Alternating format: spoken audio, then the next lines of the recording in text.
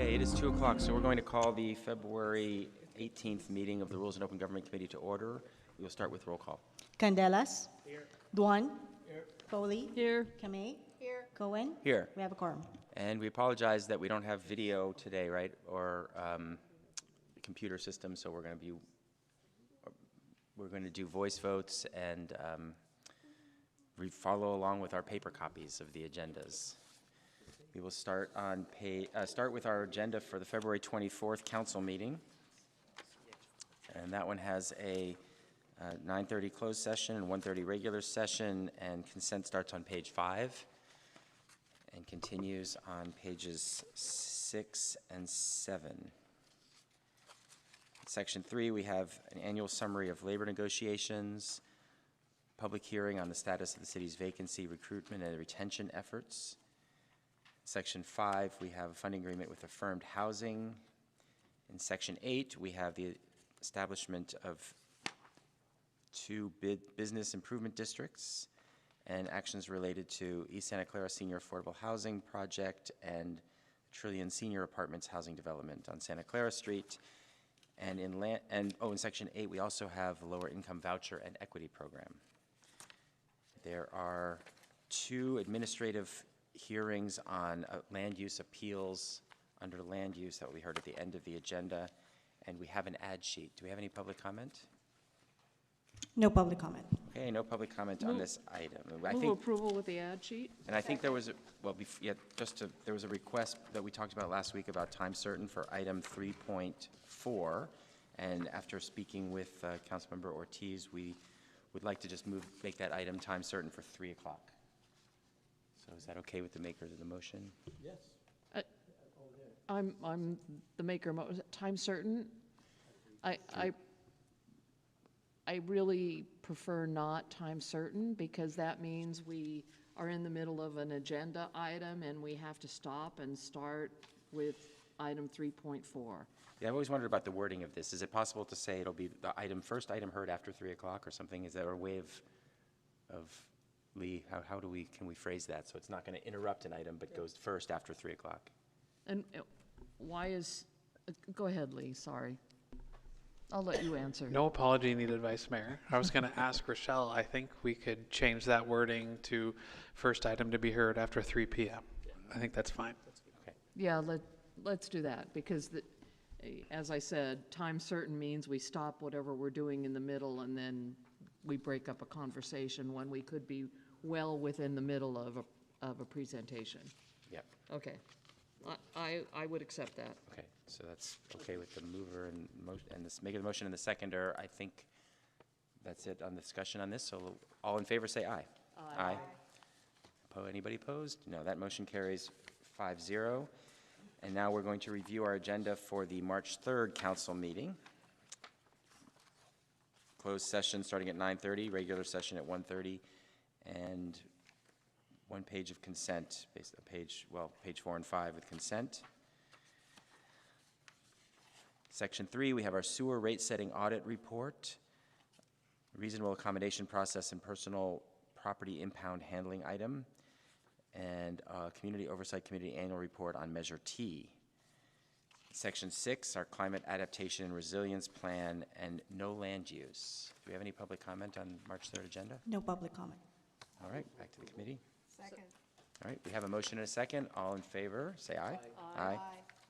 Any opposed? All right, that motion carries 5-0. So now we're on to our consent calendar today. We have, I think, 6 items on consent. Do we have any public, or 5 items on consent? Do we have any public comment? No public comment. All right. Approval. Second. All right, all in favor of approving consent, say aye. Aye. All right, I didn't hear any, I don't think there's any opposition, so the motion carries 5-0. And now we're on to item C1, our discussion item related to the Coyote Valley Corridor study. So I think, Councilmember Campos, you want to give a brief introduction?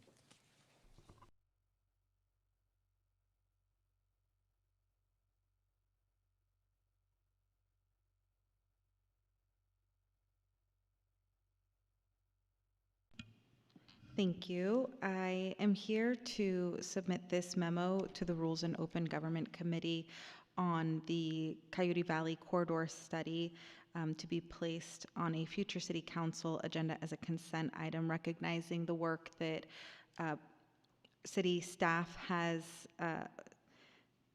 and our community has been involved in, and recognizing that it is put on an indefinite pause. It's an opportunity to commend the great work that has been done and acknowledge that it is at a pause now. So I submit this memo for that. We'll start with public comment on this item. We have 3 comment cards. Norm, Jerry, and Chris, please go ahead and make your way to the podium. We each have 2 minutes to speak.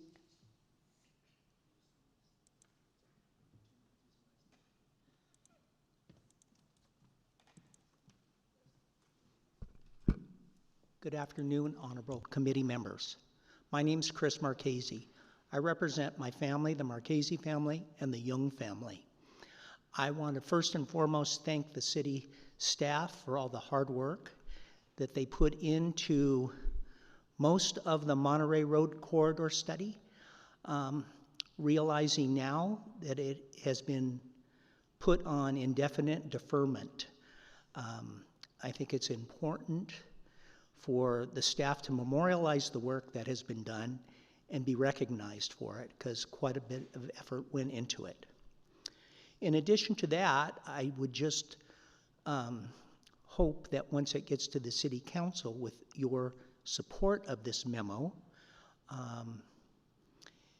we're able to assist those longtime landowners along the Monterey Road Corridor that have been long time annexed into the city of San Jose, and we're giving zoning for their agreement to be annexed into the city.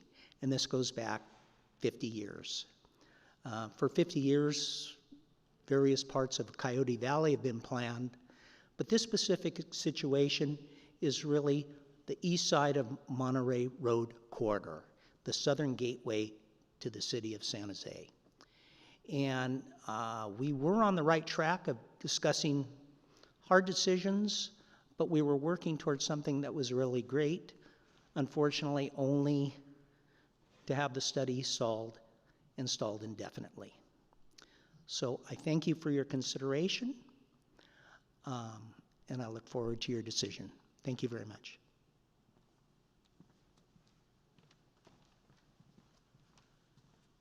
Good afternoon, council members. My name is Jerry DeYoung. I'm a planning consultant working with the property owners on the corridor area. It's very unfortunate today that the majority of you sitting there have no idea what we're actually talking about. Councilmember Foley and I believe Councilmember Cohen were part of the decision to have the staff do the study on the corridor. It's very, very unfortunate that the study was begun, has gone probably a little more than halfway through, and has been pended. I want to say terminated, but I won't use that. I'll in parentheses identify that. As a planner, the unfortunate part of this was that the City Council, in approving the contract with the consultant and authorizing the work to be done, at the same time, changed the zoning on the properties to a plan development zoning. The purpose of that plan development zoning was to hold everything in a static situation while the study was being done. When the study was stopped, and if it's never initiated again, then the landowners are actually left in a different and perhaps worse condition than they were previous to the study being undertaken. So we hope that when this comes back before the council, that actually the council might be interested in hearing a little bit more about the study, why the study was undertaken, the outcome of the study to date, and to understand what the additional work might be necessary to bring the study to a conclusion in the manner in which the original council approved the project to be studied.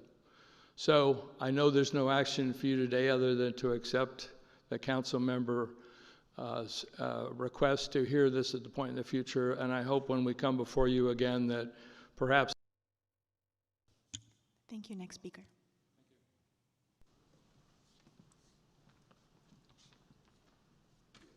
Good afternoon, Mr. Chair, members of the committee. Norm Mattioni on behalf of the property owners. I've represented several of the property owners along the corridor as their attorney through the process. And I recall the meeting where the motion was made to authorize the study. It was based on the distinct character of the eastern side of the Monterey Road corridor. It was distinct from the Coyote Valley, and that was the thrust of the study, to look at what might be viable for uses. The uses are a mix of uses, some fallow ground that used to be ag, that's no longer ag, and county development that it was allowed over the years. But a great portion of the property is annexed to the city of San Jose. And so in the study, the owners were looking to the viability of uses that would sustain their ownership. I'm particularly aware of Kenny Sasso and his family that have lived there generations and still persist on holding the land for their family, looking for perhaps the opportunity for residential development that was one time promised to them, not for subdivision, but for family use. So it's a frustration to get to this point, but I understand staffing issues and look to the bottom line that it really isn't, it's suspended, but it's not terminated, because it's still worth looking at the property and its distinct character. And the distinct character is parcels 90+% of which don't come close to the 40-acre minimum of the Coyote Valley, don't even come close to 20-acre minimums. There's 5, 7, and 11 acres. Thank you. That's your time. Back to the committee. Okay, well, thank you for providing a comment, and I think Vice Mayor Foley will start. Thank you. Thank you for the memo, which Councilmember Campos, which I jointly signed along with the mayor and myself. I guess that's the three of us. This has been a long study in coming. It was paused last year to come forward on the advice of staff. We were hoping to move it forward, at least to have it submitted in the record to the corridor study, but I understand we may need a workload analysis in order to do that. I really thank the community members for coming. I've been living with this issue for a long time with Councilmember Jimenez and also with Councilmember Campos, so I certainly understand your frustration and where we are to this point, and we were hoping to move it forward a little bit. But Lee, do you want to address the workload analysis? Yes, I do think we would need to do a workload analysis. The recommendation before you is for us to bring our draft study forward to the council. There actually is no draft study. There's some very preliminary survey work that was done, and then it was stopped with manager's budget addendum number 3. So I think at a staff level, we would need to figure out, if we were to come forward, how much work it would take to get a draft study in place, which could be considerable, but I think staff needs time to figure that out. So we would ask for, if the Rules Committee wants to entertain this, that we do the week or two workload analysis. Okay, in that case, I would move approval of the item with pending the workload analysis to come back in. How much time you think you need for the workload analysis? We can probably bring that back next week. Okay, for next week. Second. So just so I understand, that the workload analysis would tell us what it would take to create a draft study. But I felt like the spirit of what was being brought forward was just to sort of memorialize what's been done to date. But what you're saying is there's not enough that's been done to date to have a memo and to memorialize that. I think what we'll be asking staff to do is to outline what it would take to finish a draft study, because that's the direction of what we would need to bring forward to. I think the additional week will also give staff and PBCE an opportunity to reach out to the author's office, as well as some of the stakeholders that spoke today and see what, if anything, in the way of an alternative could be brought forward. But I know sitting here in front of me today, it would take considerable resources to get a draft study in place. Okay. Councilmember Kamei. Yeah, I guess I'm surprised to hear that there is no draft and that there isn't enough work to create a draft. Is that the case? That is the case. The council paused this work with the budget process last year very quickly after the original work was initiated. I see. Okay. I'm also curious as to